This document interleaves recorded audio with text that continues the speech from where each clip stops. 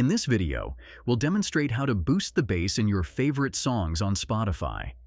But before we dive in, I'd like to invite you to hit that like button if you're excited to learn how to enhance your audio experience, and share your thoughts in the comments below. Your feedback helps us create better content for you. Now let's crank up the bass on Spotify. Firstly, head to the top right corner and access the settings.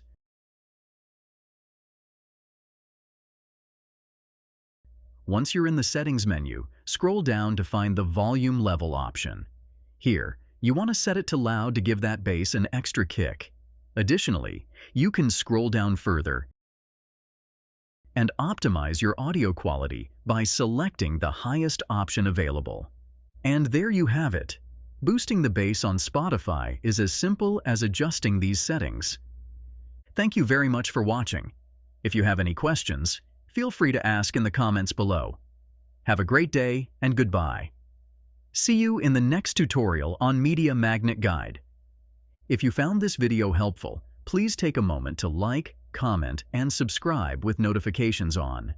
Your likes and comments inspire us to create more content like this, and subscribing ensures you won't miss our future tutorials. For additional tutorials, visit our website at MediaMagnetGuide.com.